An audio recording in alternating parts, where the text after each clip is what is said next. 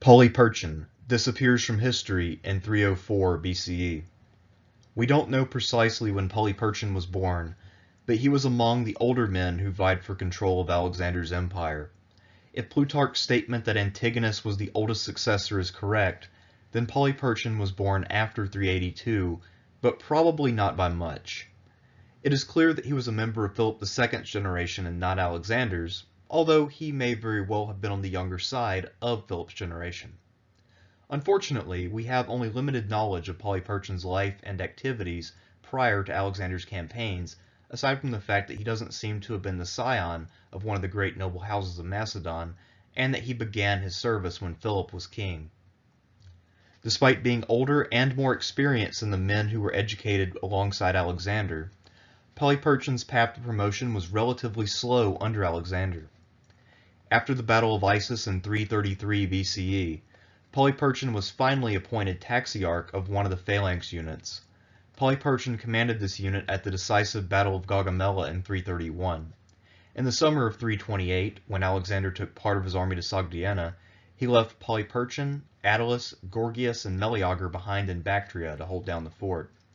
When Craterus was dispatched on a mop-up mission in Peridocene to hunt down some rebels, Polyperchon accompanied him, thus starting a pattern where Craterus as an independent commander had Polyperchon as his chief lieutenant. At the Battle of the Hydaspes in 326, Polyperchon commanded the infantry in Craterus's wing of the army, which crossed the river in the face of Porus, while Alexander's wing attacked by land from the flank. One of Alexander's last orders was to send Craterus back to Macedonia with old and disabled veterans. Craterus was also designated to take over from Antipater as regent of Europe. At this time, Craterus was seriously ill, and Alexander was not certain if his trustworthy general would recover. Polyperchon was sent as Craterus's second-in-command. Despite the opinion of James Romm that Polyperchon was a nobody with no prestige, this assignment shows that Alexander placed considerable trust and responsibility in the hands of Polyperchon. As a deputy to a very sick Craterus replacing a very old Antipater, Polyperchon's odds of being placed in command of the Macedonian homeland, an area vital to Alexander's continued campaigns, were quite high. His selection shows that Alexander had considerable faith in Polyperchon's trustworthiness and ability, although we can fairly observe that the task of governing Macedon had grown easier due to Alexander's return from the eastern frontier and the lessening reliance on Macedonian manpower. In other words, had Alexander lived and Polyperchon taken over in Macedon instead of Craterus, he could have reasonably expected to inherit a job that was far easier than the challenge that Antipater had endured. In the events of 323 to 319, Polyperchon does not play a prominent part. Being with Craterus in Cilicia at the time of the Conference of Babylon, Polyperchon played no role in Perdiccas's initial settlement. Polyperchon was with Craterus when he saved Antipater and ended the Lamian War. When Craterus and Antipater formed their alliance, Polyperchon and his son Alexander were not dealt a bride so that they could join the extended Antipatrid clan. When Craterus and Antipater went to Asia to fight the Perdiccans, Polyperchon was left behind in Europe to govern Macedon and Greece. This position may not have afforded him any opportunities for glory, but it was still a post of considerable prestige, responsibility, and power. In late 320 BCE, the aged and ailing Antipater returned to Pella and resumed his regency. Before his death in early 319, Antipater designated Polyperchon as his successor as the guardian of the kings and as general of Europe. Many modern scholars assume that this was a shocking choice, but it was actually quite obvious. Had Antipater given both posts to his son Cassander, then he would have been the first man to break the facade of serving the Argead house, and this might have undermined the credibility of both Cassander and the settlement that Antipater had negotiated at Triparadisus. Polyperchon's accession in Europe had been a contingency that Alexander himself had allowed for, and so far as we can tell, Polyperchon up to this point was a well-respected figure among the Macedonian elite, despite his lack of brilliant victories or deep pedigree.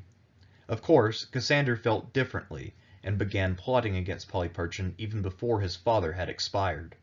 As soon as the funeral was over and Polyperchon had assumed office, Cassander departed Pella on the grounds of going on a hunting trip and began to foment a rebellion. The conflict between Polyperchon and Cassander was bound to be far more complex than just a simple succession struggle in the far western corner of the empire. In the Greek world, the question now arose as to whether the Macedonian garrisons in Greece and the leaders of pro-Macedonian parties owed their loyalty to Macedon as a whole or to the Antipatrid family. This answer, as we shall see, was murky at best.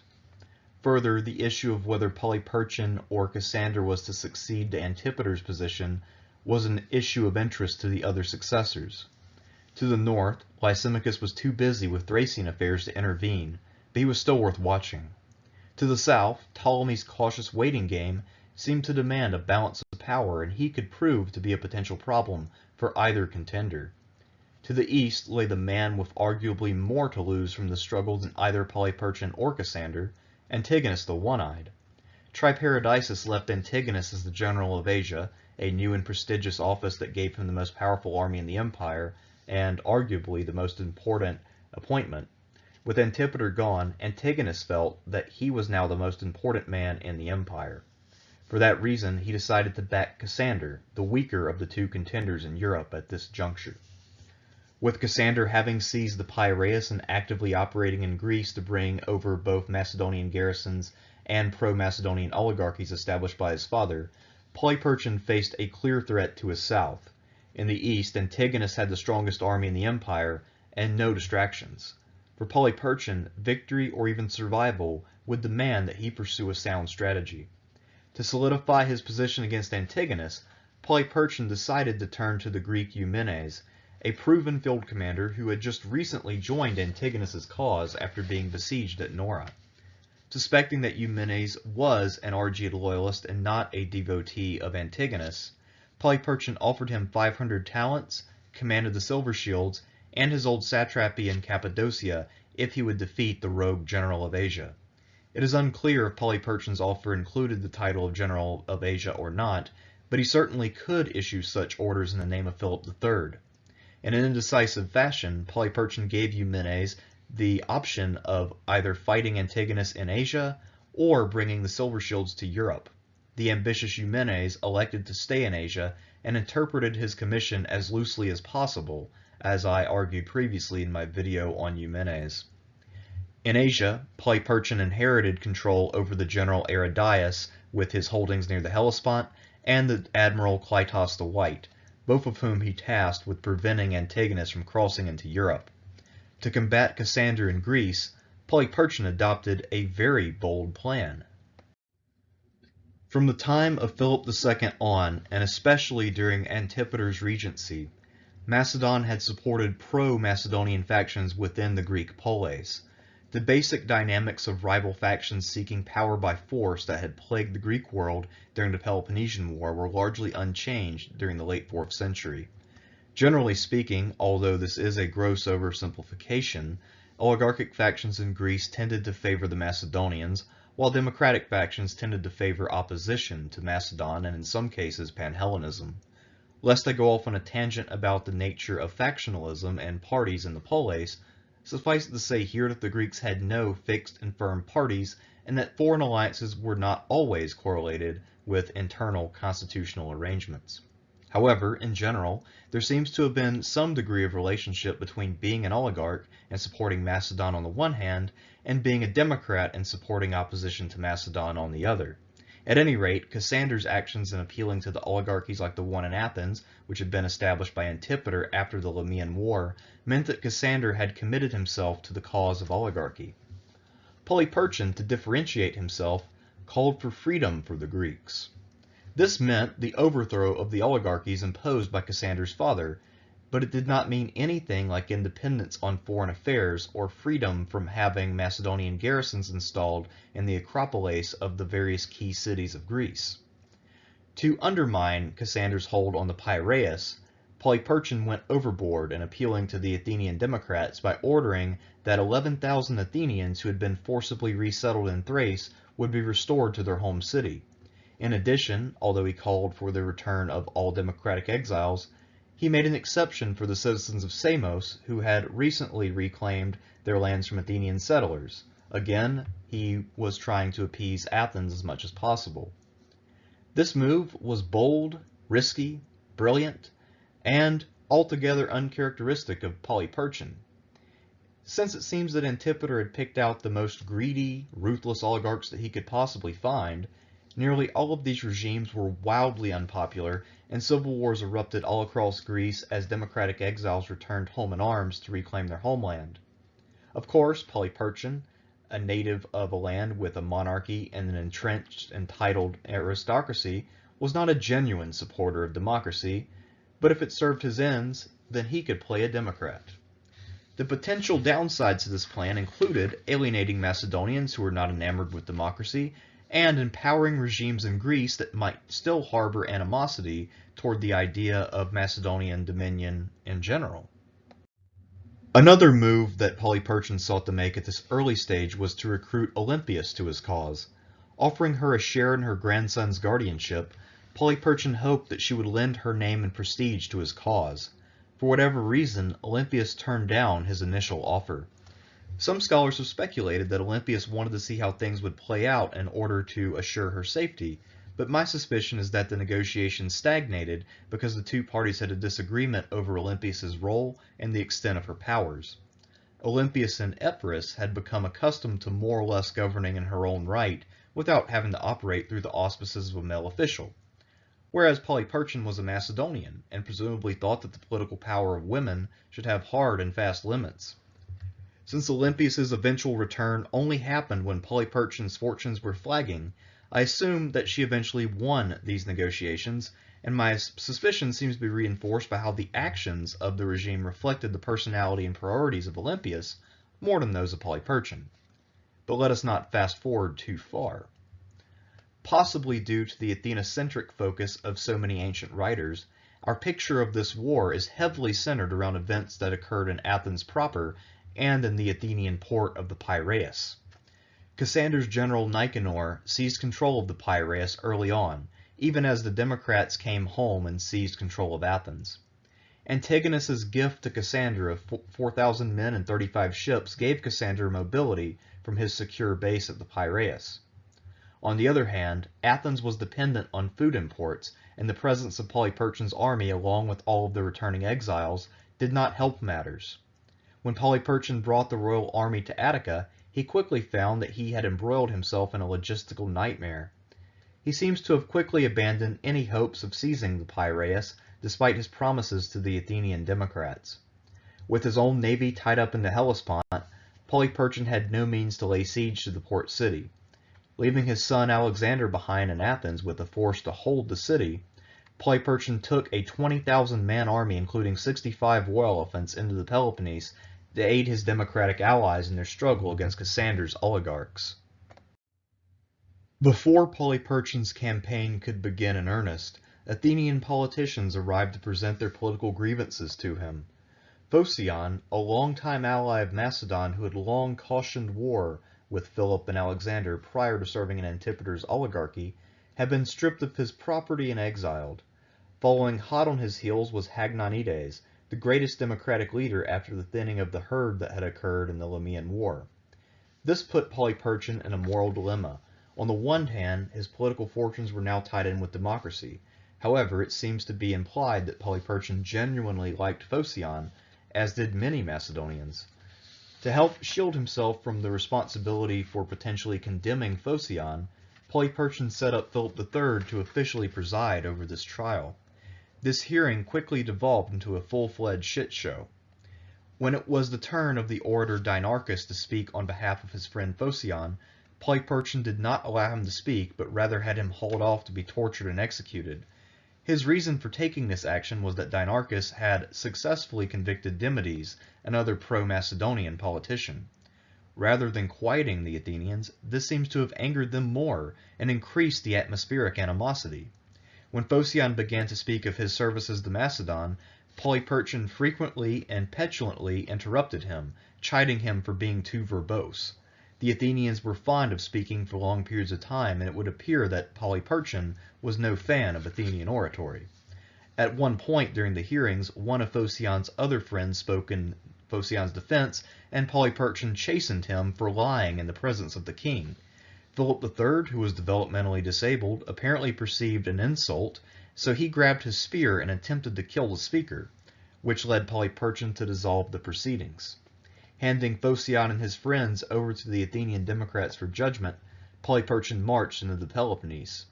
Although his actions were cold toward an old benefactor of Macedon, Polyperchon's decision was the only rational one available if he was going to convince the Democrats throughout Greece of his sincerity.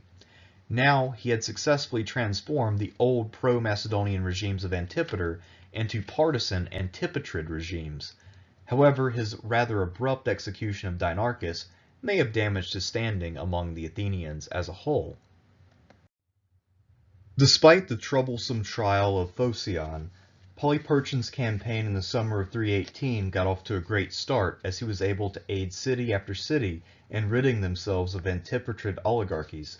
His army was unrivaled by anything that the Greeks at that moment would be able to cobble together to fight him, especially with most of the major poleis riven by civil wars. When he reached the city of Megalopolis, however, he faced determined resistance from the Arcadian population there, and he had to resort to laying siege.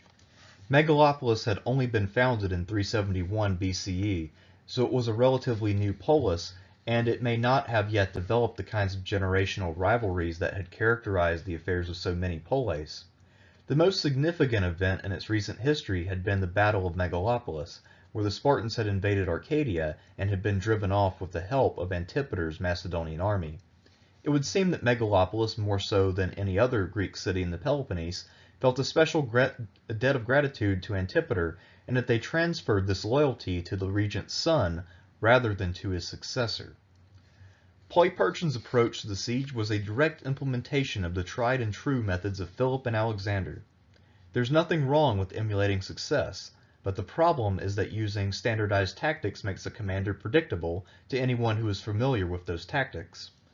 Polyperchon resolved to assault the city in order to send a signal to the Greeks, as this would demonstrate his dedication to the cause of Greek freedom and show his strength. Unfortunately for Polyperchon, one of Alexander's Greek veterans named Damis was at Megalopolis, and he was either in command or was advising the titular commanders in a manner comparable to Miltiades' role at Marathon. Having served at the Hydaspes and in India, Damis knew how to combat Polyperchon's assault tactics and his war elephants. Polyperchon's mobile towers were countered, but his numerical and presumably qualitative edges meant that the Macedonians still effected a breach in the wall after heavy fighting. However, Damis was able to seal the breach with a second wall. Finally, after heavy losses on both sides, Polyperchon was ready to make a final assault on the second wall. At this point, Polyperchon's 65 war elephants, all veterans of Alexander's later campaigns, were fresh and might inspire terror in the Greeks, most of whom had never fought against elephants before. Knowing that the breach could not be sealed and predicting that Polyperchon would commit his elephants, Damis installed concealed spikes and stationed spearmen and archers around those spike pits. When Polyperchon's elephants charged through the gap, the spikes on their feet and fire from the Arcadians killed some of the mahouts and then drove the elephants into a panic, which led to a stampede back through Polyperchon's closely packed army. This defeat resulted in many losses and the complete loss of momentum for Polyperchon's pro-democracy movement. The Macedonians also lost some trust in him for committing them to a bloody assault without achieving victory. Polyperchon's reputation would never recover from the defeat. When Polyperchon went north to cement his alliance with Olympias at long last, he left Alexander in charge of his affairs in the Peloponnese. During Polyperchon's absence, his son made some territorial gains which would prove vital to Polyperchon's survival following the disaster that was about to unfold in Macedon. Returning with Olympias, King Iosides, and the Epirot army, Polyperchon was probably present at the confrontation between the two royal women, Olympias and Adia. So far as we can tell, he played no role in this conflict. Adia's men defected en masse to Olympias, leaving her in charge of Macedon. In theory, Olympias and Polyperchon were partners in government, but the sources make it seem like Olympias made all the real decisions, and based on what we know of her personality, that was quite possibly a concession that she had been seeking which had stalled negotiations right up to the point when Adia revolted and Polyperchon found himself in a pickle. Olympias's executions of 100 supporters of Cassander and her offenses against religious norms by disturbing the graves of Cassander's brothers alienated many Macedonians to her cause. The execution of Adia and Philip III undermined Olympias's credibility, and with it, Polyperchon's. Polyperchon was hardly squeamish, but he was cautious, and it seems unlikely that he was the person who devised these policies. When Cassander came north to challenge Polyperchon and Olympias, their armies were divided. It appears that Polyperchon was stationed in western Macedon along an expected route of arrival. He may have grown complacent in the belief that the Aetolians would check Cassander's advance. Cassander, however, sent a diversionary force to keep Polyperchon busy while he took his main forces into Macedon, scoring a victory over Aristobulus and laying siege to Olympias at Pydna, where the Queen Mother had foolishly shut herself in with a sizable army and no stockpile of provisions.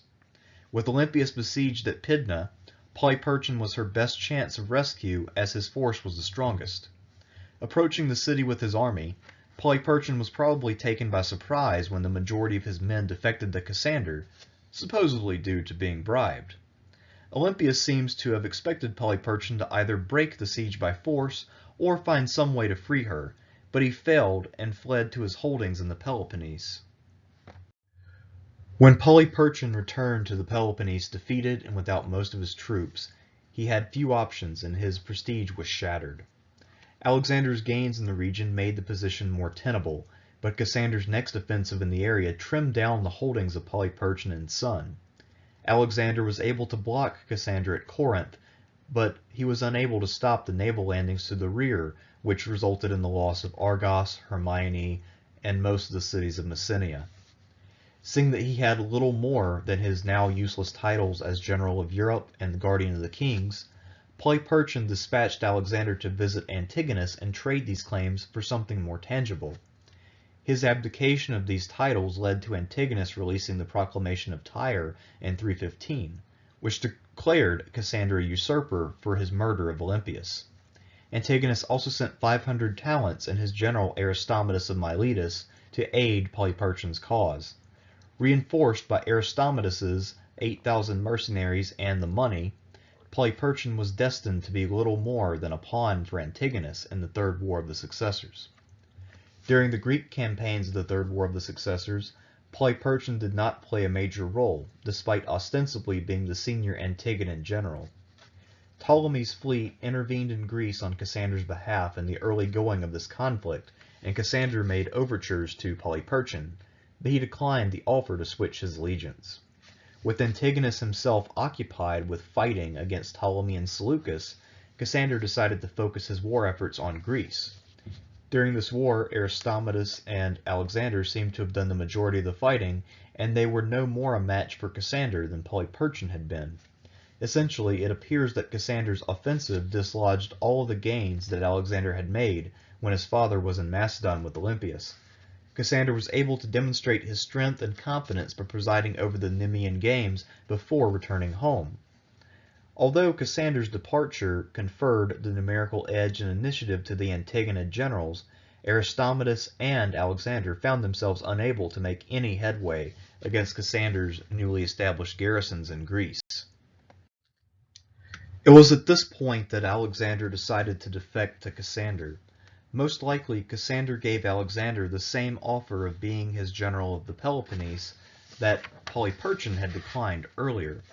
There are many gaps in our knowledge of this period, and Alexander's motives for his defection is one of the most puzzling. Polyperchon's age, lack of another known heir, and relative inactivity during the last campaign make it highly unlikely that Alexander was revolting in order to claim an inheritance. If I had to hazard a guess, I would say that Alexander felt that his own accomplishments were being undermined by his father's failures, and he may have been spurred on in this belief by his ambitious and beautiful wife, Cratesipolis. Another possibility is that Polyperchon's deal with Antigonus had sidelined him as a field commander in favor of the Greek general Aristometus. Alexander may have been frustrated with his father's passivity and decided to strike out on his own. Father and son almost certainly had no chance to reconcile, as Alexander was killed less than a year later in 314 BCE. As for the impact of this had on Polyperchon, it must have been devastating, especially in the wake of how poorly he had fared over the last few years. Since Alexander took Corinth and Sicyon with him, then passed those cities on to his wife upon his death in 314, Polyperchon was deprived of two vital bases, which also gave him an outlet from the Peloponnese. Nonetheless, despite his ever-increasing age and ever dimmer prospects, Polyperchon soldiered on. In 314 BCE, Aristomenes of Miletus was the most important Antigonid agent in Greece, defeating Alexander at Cyllene, which led to the defector's death, and then containing Cassander's renewed offensive with only minor territorial losses, in spite of Ptolemaic naval support.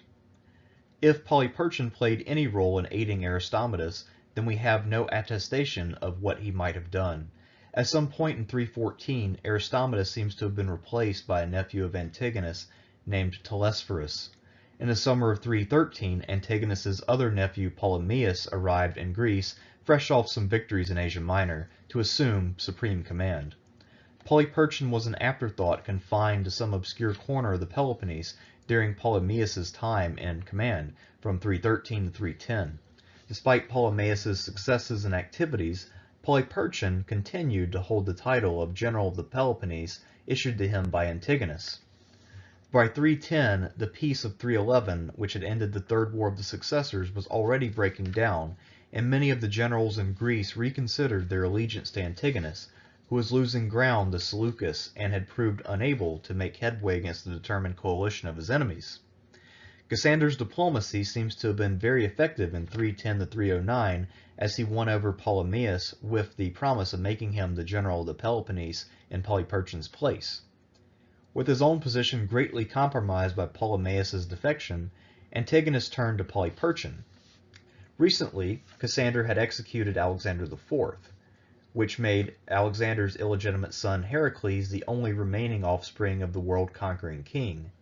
To stymie Cassander, Antigonus sent Heracles from his home at Pergamon to Polyperchon's court so that Polyperchon could make a bid for supremacy in Macedon.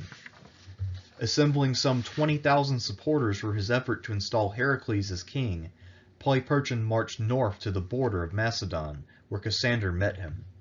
We don't know how many men Cassander had, or if he was afraid that his men would defect en masse to Alexander's son, but Cassander was willing to talk. Polyperchon, for his part at this stage in life, knew that he was not on Cassander's level as a field commander, and so he was willing to listen. Cassander offered Polyperchon 100 talents, some troops, his old familial estates in Macedon, and the title of General of the Peloponnese, in exchange for the elderly general agreeing to execute Heracles. Falling back some distance from the border, Polyperchon held a great banquet to celebrate, and he summoned Heracles and his mother Barsine to attend. When Heracles feigned illness, knowing that something was askew, Polyperchon chided him by saying, "Young man, the first thing you should learn from your father is how to be adaptable and how to oblige your friends." Heracles, his fears allayed for the moment, attended the banquet, ate, conversed, and instead of receiving dessert or a nightcap, the young political pawn was instead strangled. Polyperchon's decision to kill Heracles ended the life of the last Argead male and officially brought the possibility of one of Alexander's sons reestablishing the dynasty to an end. As was the case with Cassander's murder of Alexander IV, this action has earned Polyperchon infamy and condemnation from ancient times to the present.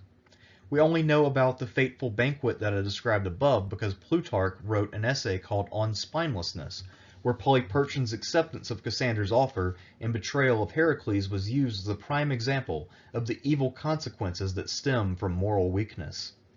One of the implications of Plutarch's judgment is that Polyperchon may have had a chance to reclaim Macedon outright given his possession of an Argead prince and Cassander's present predicament when it came to legitimacy so soon after the murder of Alexander IV.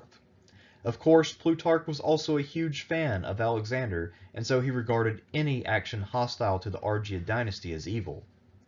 At any rate, Polyperchon may have been fearful that with Ptolemy active in Greece now, his holdings in Greece itself were in danger, and he would have trouble taking on someone as prestigious and powerful as Ptolemy, who was then at the height of his power, even if he were somehow to succeed in ousting Cassander from Macedon.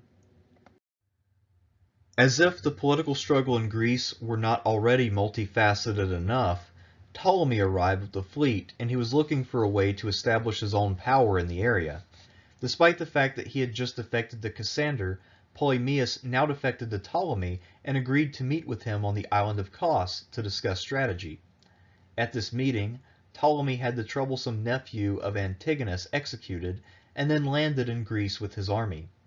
Details are sparse, but suffice it to say that Ptolemy's Greek campaign of 308 showed great promise until he was called away by Antigonid threats to his holdings in the east.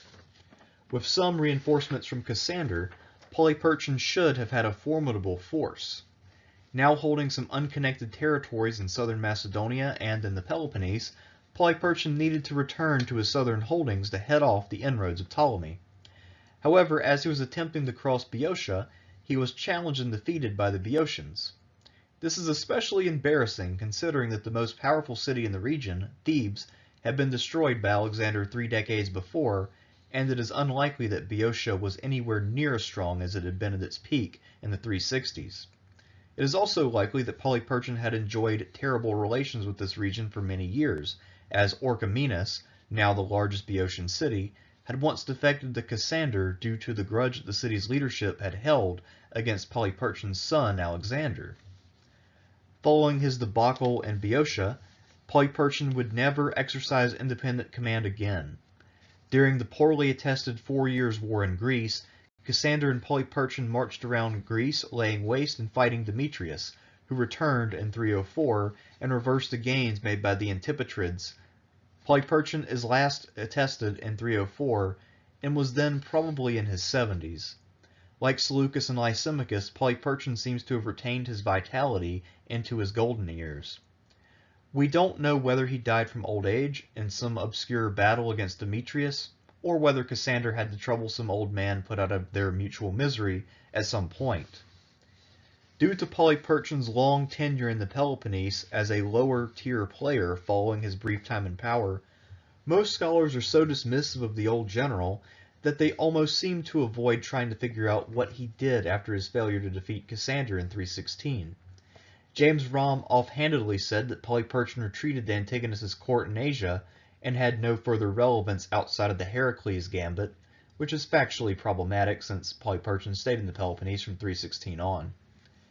Both ancient and modern writers have correctly labeled Polyperchon as indecisive and untalented. Polyperchon has also tended to take fire on the grounds that he was willing to settle for second, which is hard to argue against. However, Polyperchon actually had one prominent fan in antiquity, someone whom he may have met and seems to have influenced. Pyrrhus of Epirus was obsessed with military affairs to the point where he had no other interest. Once at a banquet, Pyrrhus was asked whom he believed to be the best poet or painter, and Pyrrhus said that his only concern was soldiering, and that Polyperchon had been the finest soldier. To a certain extent, Pyrrhus is right, so long as we divorce military service and military skill. Arguably, Pyrrhus modeled himself after Polyperchon, and even became something of a super Polyperchon, but that's a different story for a different time. Although Polyperchon's talents as a commander and politician had some obvious limits, he never gave up, despite devastating losses, humiliations, and even the defection of his own son. In terms of sheer perseverance, Polyperchon rivals Seleucus and embodies the slogan, "Never give up," as well as any historical figure. To put it simply, Polyperchon was the John Cena of the Successor era.